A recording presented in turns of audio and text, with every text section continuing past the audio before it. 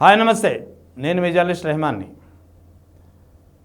అధికార పార్టీకి ముఖ్యంగా ప్రభుత్వానికి వ్యతిరేకంగా లేకపోతే ప్రభుత్వంపై విమర్శలు చేస్తే ఎందాకైనా తెగిస్తారు, ఎవరినైనా ఉపేక్షించరు. అది సాధారణంగా ప్రతిపక్షాలకు వర్తిస్తుంది. ఇది ప్రతిపక్షాలు చేసే విమర్శలకు, ప్రతిపక్షాలు చేసే ఆరోపణలకు లేదా తీవ్రమైనటువంటి ఆరోపణలు అయితే వారిపై వివిధ రకాలైనటువంటి కేసులు నమోదు చేస్తూ నానా ఇబ్బంది కలగజేయడం. ప్రస్తుతం ఆంధ్రప్రదేశ్ రాష్ట్రంలో జరుగుతున్నది ఇదే. అది సోషల్ మీడియాలో పోస్ట్ పెట్టినా, ఎక్కడ ఏం చేసినా ప్రశ్నిస్తే చాలు కేసులు పెడుతున్నటువంటి పరిస్థితి. మరి సొంత పార్టీ నుంచి, తన వర్గం అనుకున్న వారి నుంచి మొన్నటి వరకు మనకు అనుకూలంగా ఉన్న వ్యక్తి ఒక్కసారిగా రివర్స్ తిరిగితే పరిస్థితి ఏంటి? అక్కడ అధికార పార్టీలో ముఖ్యంగా తెలుగుదేశం ప్రభుత్వంలో, కూటమి ప్రభుత్వంలో తనవాడు పరాయివాడు లేదు. ప్రశ్నిస్తే ఎవరినైనా సరే, ప్రశ్నించినా, చేసిన తప్పిదాలను ఎత్తి చూపించినా ఎవరైనా సరే ఊరుకునేది లేదు. అది నావాడు కాదు, మీవాడు కాదు. కూటమి ప్రభుత్వానికి ఆంధ్రప్రదేశ్లో వైఎస్ఆర్ కాంగ్రెస్ పార్టీ ఒక్కటి నుంచే కాదు, సొంత వర్గం నుంచి కూడా ఇప్పుడు ఇబ్బందులు ఎదురవుతున్నాయి. నా అనుకున్న వారి నుంచి కూడా ప్రశ్నలు వినిపిస్తున్నాయి. మొన్నటి వరకు అనుకూలంగా ఉన్నటువంటి వ్యక్తుల నుంచి కూడా విమర్శలు ఎదుర్కోవాల్సినటువంటి పరిస్థితి వస్తుంది. ఇదంతా మరెవరి గురించే కాదు. 2000 బహుశా ఆయన సర్వీస్ చేసినంతకాలం, ఆయన సర్వీసులో ఉన్నంతకాలం తెలుగుదేశం పార్టీకి అనుకూలంగా పనిచేసినటువంటి పోలీస్ అధికారి 2014-19 మధ్యలో ఇంటెలిజెన్స్ చీఫ్గా వ్యవహరించినటువంటి వ్యక్తి. ఆ తర్వాత 2019 నుంచి మొన్న 24 ఎన్నికల వరకు తెలుగుదేశంకు పూర్తిగా అనుకూలంగా వ్యవహరించినటువంటి వ్యక్తి. 2024 ఎన్నికల్లో అయితే తెలుగుదేశం ప్రభుత్వం గెలుపుకు, వైఎస్ జగన్ ఓటమికి తన వరకు తన స్థాయిలో ఎన్ని రకాల ప్రయత్నాలు చేశారో ఆయనకే తెలుసు. సో ఈ నేపథ్యంలో ఏబీవీ వెంకటేశ్వరరావు పేరు ఇప్పుడు చెప్పుకోవాలి. ఇదంతా నేను చెప్పదలుచుకున్నది ఏబీవీ వెంకటేశ్వరరావు గురించి. మాజీ ఐపీఎస్ అధికారి, ఆంధ్రప్రదేశ్లో ఇంటెలిజెన్స్ చీఫ్గా వ్యవహరించినటువంటి వ్యక్తి, చంద్రబాబు నాయుడుకు అత్యంత సన్నిహితుడు, తెలుగుదేశం పార్టీకి కావలసినటువంటి వ్యక్తి. ఇదంతా మొన్నటి వరకు. కానీ ఇప్పుడు పరిస్థితి మారింది, సీన్ మారింది.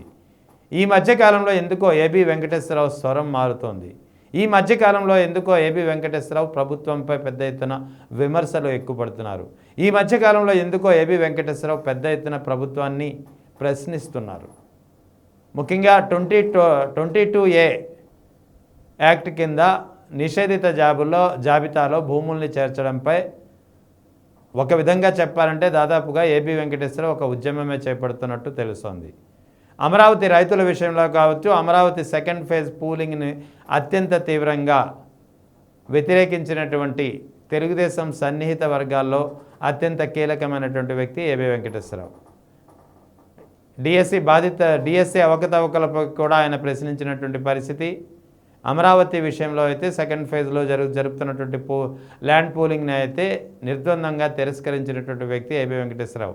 ముఖ్యంగా 22A కింద నిషేధిత జాబితాలో 22A పేరుతో నిషేధిత జాబితాలో భూముల్ని చేర్చడంపై ఆయన పెద్ద ఎత్తున మండిపడుతున్నారు మొదటి నుంచి. అంతేకాకుండా ఈ మధ్యకాలంలో కూటమి ప్రభుత్వం తీసుకున్నటువంటి వివిధ రకాల ప్రజా వ్యతిరేక లేకపోతే అనుకోని విధంగా తీసుకునే నిర్ణయాలని పెద్ద ఎత్తున ఆయన వ్యతిరేకిస్తున్నటువంటి పరిస్థితి. సో ప్రెస్ మీట్లు పెట్టి మరీ ఎండగడుతున్నారు. ఇన్వెస్ట్మెంట్స్ ఇందుకే రావడం లేదు, ఇన్వెస్టర్లకు ఈ ప్రభుత్వంపై అసలు నమ్మకం లేదు, కూటమి ప్రభుత్వం డిజాస్టర్ ఫెయిల్యూర్ అని చాలా ఓపెన్గా చెప్తున్నారు. ఇదంతా కూటమి ప్రభుత్వానికి కొరకరాని కొయ్యగా మారింది. తన వారు అనుకున్నటువంటి వ్యక్తుల నుంచి ఇలాంటి విమర్శల్ని కూటమి ప్రభుత్వం బహుశా ఎక్స్పెక్ట్ చేయలేదు. అందులో చంద్రబాబు నాయుడుకు ఇది మింగుడుపడని పరిణామం. అందుకే ఏబీ వెంకటేశ్వరరావుని ఇప్పుడు కంట్రోల్ చేయాలి అత్యవసరంగా. ఏబీ వెంకటేశ్వరరావు నోరు మోయించాలి. ఏబీ వెంకటేశ్వరరావుని ఇలాంటి విమర్శలు, ఆరోపణలు చేయకుండా ఆయనకి కంట్రోల్ చేయాలి, నియంత్రించాల్సినటువంటి పరిస్థితి ఉంది. సో సామధాన దండోపాయ భేదాలని ప్రయోగిస్తోంది కూటమి ప్రభుత్వం. అది కూడా ఎవరిపై?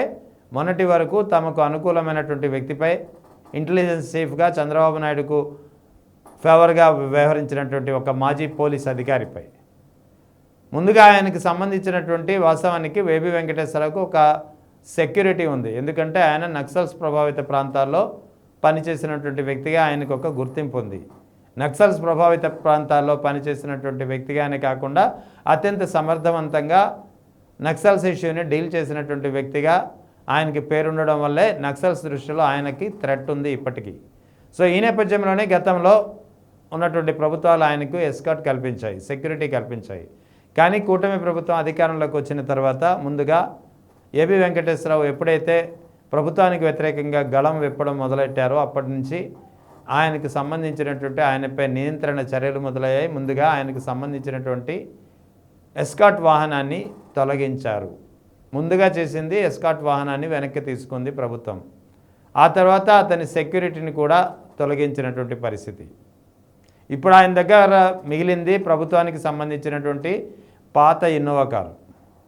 ఆ కారును కూడా ప్రభుత్వానికి అప్పగించాల్సిందిగా నేరుగా ఏబీ వెంకటేశ్వరరావుకు చెప్పకుండా డ్రైవర్పై ఒత్తిడి తీసుకొస్తున్నారు పోలీస్ అధికారులు.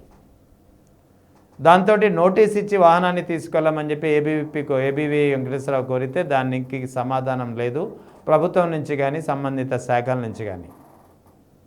ఏబీ వెంకటేశ్వరరావును ఏ విధంగా నియంత్రించాలి? ఇప్పటికే ఎస్కార్ట్ని తొలగించేశారు, ఎస్కార్ట్ వాహనాన్ని తీసేశారు, సెక్యూరిటీ సిబ్బందిని తొలగించేశారు. ఇక మిగిలింది పాత ఇన్నోవా వాహనం. ఆ వాహనాన్ని కూడా వెనక్కి ఇవ్వాల్సిందిగా నేరుగా ఏబీవీని కోరకుండా డ్రైవర్పై ఒత్తిడి తీసుకొస్తున్నారు. ఒకవేళ అప్పగించకపోతే డ్యూటీ నుంచి సస్పెండ్ చేస్తామని కూడా డ్రైవర్ని హెచ్చరించినటువంటి పరిస్థితులు కూడా ఉన్నాయని తెలుస్తోంది. సో ఈ నేపథ్యంలో నోటీస్ ఇచ్చి తీసుకోమంటే దానికి ఆన్సర్ లేదు. సో ఏబీవీ నేరుగా డీజీపీని కన్సల్ట్ చేద్దామని చెప్పి ఫోన్ చేస్తే సమాధానం లేదు. సో ఏబీవీతో ఎవరు ఇప్పుడు టచ్లో లేరు. ఏబీవీతో డీజీపీ అధికారులు కానీ పోలీస్ అధికారులు కానీ మాట్లాడడం లేదు, మాట్లాడకుండా ఒత్తిళ్లు ఉన్నాయి. ఆయనతో ఏ పోలీస్ అధికారి మాట్లాడకుండా పెద్ద పైనుంచి ఆదేశాలు ఉన్నాయి. ఈ వెహికల్ వెనక్కి ఇవ్వమని ఒత్తిడి తీసుకొచ్చినటువంటి విషయంలో కానీ లేదా ఎస్కార్ట్ వాహనాన్ని కానీ సెక్యూరిటీ సిబ్బందిని కానీ వెనక్కి తీసుకున్నటువంటి విషయంలో కానీ ఇదే పరిస్థితి నెలకొంది. సో ఇప్పుడు కొత్తగా మరి ఏం చేయాలి? ఏబీవీని నియంత్రించాలంటే ఇంకా మిగిలింది ఒకే ఒక మార్గం. ఆయన ఏదైతే వెహికల్ వాడుతున్నారో, ఏ వెహికల్ని అయితే అధికారికంగా మీరు నోటీస్ ఇస్తేనే నేను వెనక్కి ఇస్తానని చెప్తున్నారో పాత ఇన్నోవా వెహికల్, ఆ వెహికల్కు డీజిల్ ఆపేసింది ప్రభుత్వం. ఏదైతే రెగ్యులర్ పెట్రోల్ బంక్ ఉందో ఆ పెట్రోల్ బంక్లో వెళ్ళి ఈ వెహికల్ నెంబర్ని చూసి వాళ్ళు డీజిల్ కొట్టే పరిస్థితి ఉంటుంది ఎప్పుడు.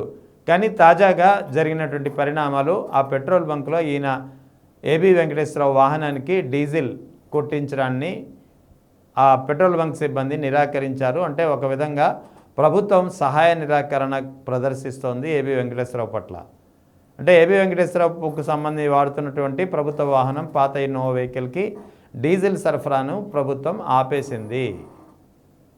సో ఇది అంటే ఏబీ వెంకటేశ్వరరావుని ఏ విధంగా అయినా సరే సైలెంట్ చేయాలి, లేదా నయానో భయానో లొంగ తీసుకుని అతని స్వరాన్ని మార్చాలి.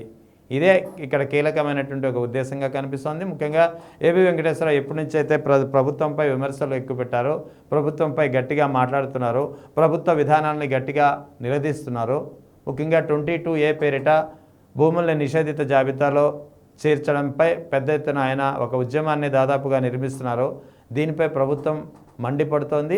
ఆయన ఏ విధంగా నియంత్రించాలో ఆ విధంగా నియంత్రించే క్రమంలో భాగంగా తాజాగా ఇప్పుడు ఆయన వాహనానికి డీజిల్ వేయకుండా, డీజిల్ సరఫరా చేయకుండా ఆపేయగలిగింది ప్రభుత్వం. మరి ఇప్పుడు ఏబీ వెంకటేశ్వరరావు దీనిపై ఏం ఆన్సర్ ఇస్తారు, ఎలా స్పందిస్తారు అనేది చూడాలి.